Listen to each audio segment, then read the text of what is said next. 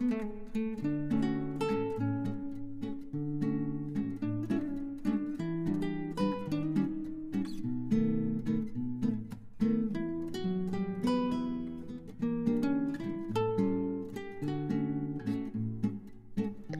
Morning everyone, আমি সৌমি আর আমার চ্যানেলের আরও একটি নতুন ব্লগে আপনাদের সবাইকে স্বাগত।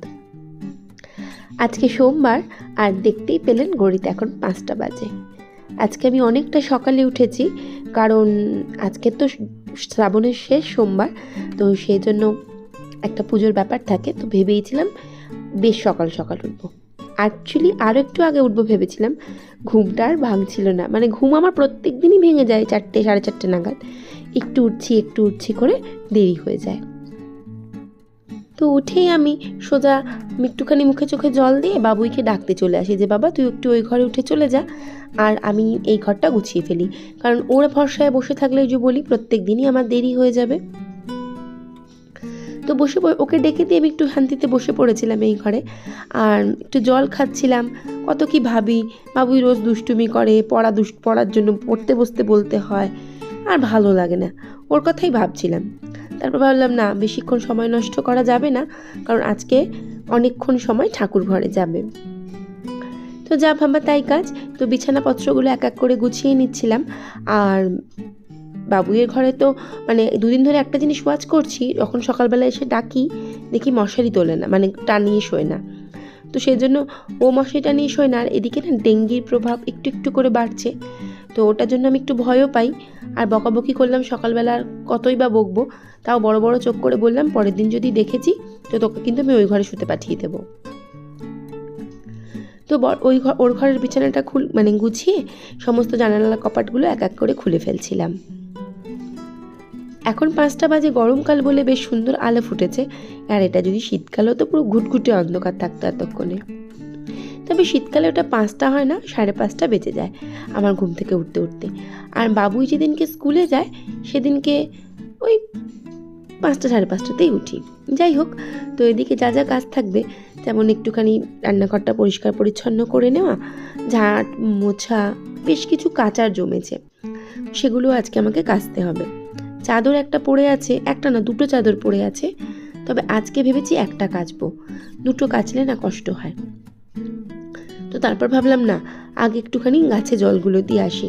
2 দিন ধরে মানে বৃষ্টি হচ্ছে, কিন্তু মাটি ভেজে না, এমনই বৃষ্টি হয়।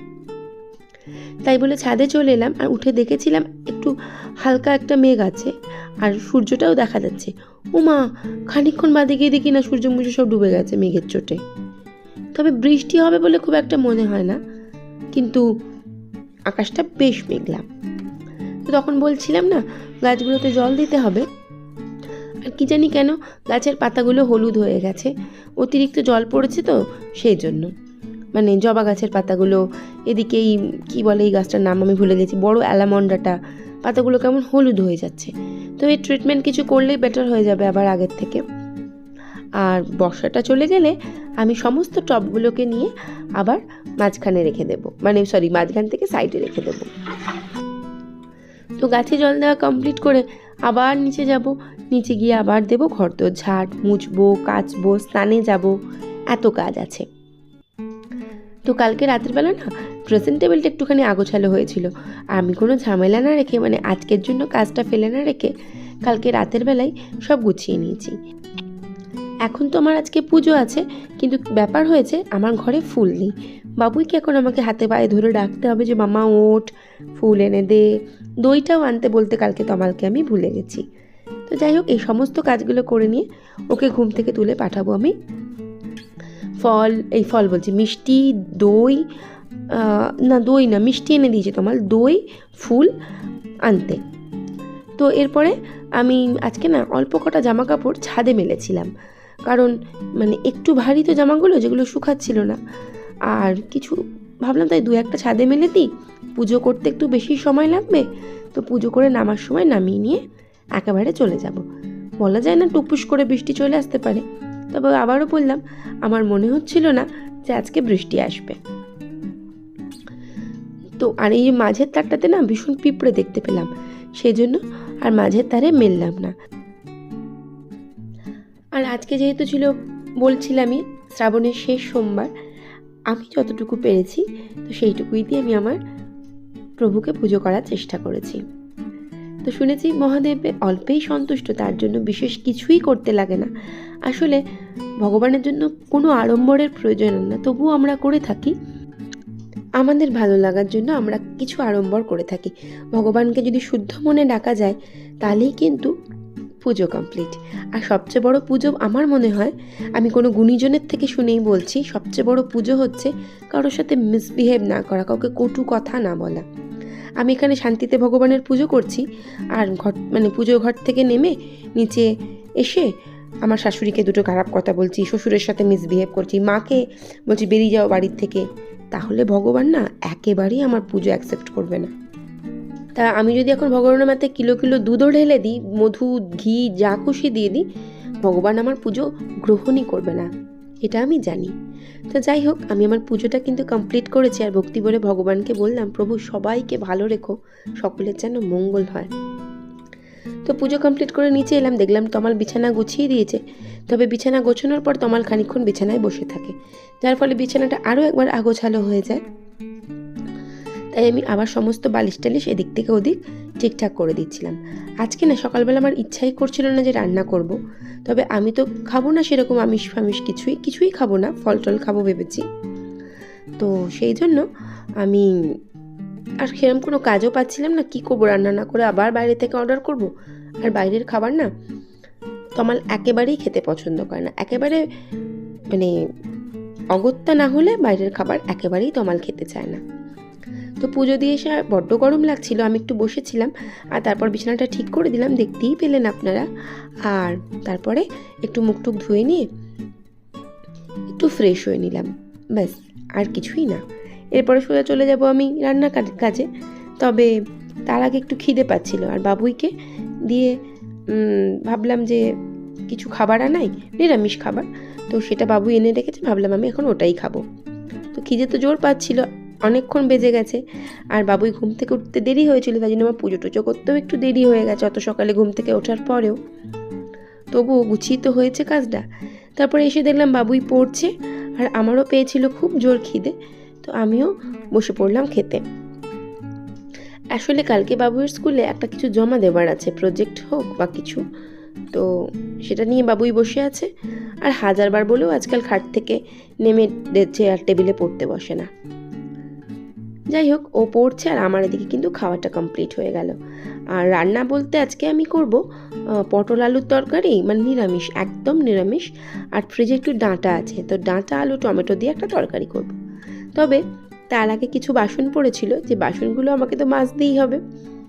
আর রান্নাঘরের এদিক থেকে ওদিক সরানোর জিনিসগুলো সবাই চা ফা খেয়ে ফেলেছে, কিন্তু কেউ সরিয়ে আর দেয়নি। আসলে আমি ছাড়া তো কেউ কিছু করবেও না, আর পারেও না, জানেও না, যে খেয়ালও করে না যে পিঙ্কি কোথায় কিভাবে কোনটা রাখে।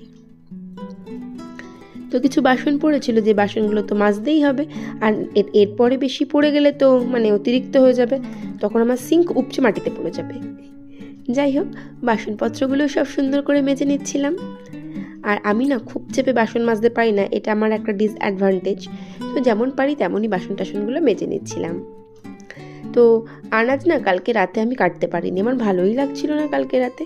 তো আজকে বসে বসে আনাজ কেটেছিলাম, পটলটা কাটলাম, আর ডাঁটা কাটলাম, আর আলু টালু যা লাগবে সেই সমস্ত কিছু কেটে নিয়েছিলাম। এরপরে রান্না বসিয়ে দিলাম, ওই যে বললাম রান্না বলতে টমেটো আলু ডাঁটা দিয়ে একটা তরকারি, আর পটল আলু দিয়ে একটা তরকারি। আর তেলটা ছিটকে লাগলো, আর তেল ছিটকে লাগলে কেমন লাগে সেটা আর আমাদের কাউকে বলতে লাগবে না। তবে আমি না খুব সহ্য করতে পারি, আমার ওই সাময়িক একটু জল দিয়ে দেবো, মিটে যাবে ঝামেলা। তো এরপরে না ফ্রিজে ছিল আবার কিছু খাবার, তো সেই খাবারগুলো এক এক করে ফ্রিজ থেকে বার করি। ডাল ছিল, একটুখানি মুড়ি ঘন্ট ছিল, ভাত ছিল দুটো পাত্রে, আর শুক্তো ছিল, এই এত কিছু খাবার ফ্রিজের মধ্যে ছিল। এখন তোমার ডালটা দেখলে বলবে, এখনও তোমার ডাল শেষ হয়নি পিঙ্কি? আমি বলবো, আমি কি করবো রে ভাই, আমার কি দোষ, আমি কি কইটুকু ডাল করবো, মুগ ডাল কি কম করা যায়, কি মুশকিল, কি সমস্যা। তো এরপরে না তরকারিটা বসিয়ে দিয়েছিলাম, আর সমস্ত মশলা টশলা দেওয়ার পর এদিকে ডাঁটার তরকারিতে আমি একটু টমেটো দিয়ে দিলাম, ওটা একটু ভালো করে কষে গিয়ে জল ঢেলে দেবো। আর এদিকে পটলটাও ভাজার জন্য দিয়ে দিয়েছিলাম। একটু লাল লাল করে ভাজার পরে পটলটাও আমি তুলে নেব। আর এখানে আমি পটলটা তুলে নিয়ে পটলের তেলের মধ্যে আমি একটু গোটা গরম মশলা দিয়ে আলুটা দিয়ে দিয়েছিলাম। আর এদিকে জল ঢেলে দিয়েছিলাম ওই রান্নাটাতে, দিয়ে যে একটু ফুটে উঠেছে আমি ডাঁটাগুলো দিয়ে দিয়েছিলাম। বাস একটুখানি সেদ্ধ হলেই কিন্তু হয়ে যাবে, খুব বেশিক্ষণ সময় লাগে না। এদিকে আলুগুলো ভাজা ভাজা হয়ে যেতে আমি টমেটো, আদা, জিরে, লঙ্কা, হলুদ সব কিছু দিয়ে একটা পেস্ট বানিয়ে রেখে দিয়েছিলাম। কাঁচা লঙ্কাও দিয়েছিলাম। তো সেই পেস্টটা এর মধ্যে দিয়ে দিলাম আর ভালো করে কষিয়ে নিয়ে জল ঢেলে দিয়েছিলাম। আর পটলগুলোও আমি এর মধ্যে দিয়ে দিলাম। তো পটলগুলো দিয়ে একটুখানি নাড়াচাড়া করে দেবো। আর যখন সুন্দর একটা মাখা মাখা হয়ে যাবে তখন ঘি গরম মশলা দিয়ে আমি এটা নামিয়ে নেব।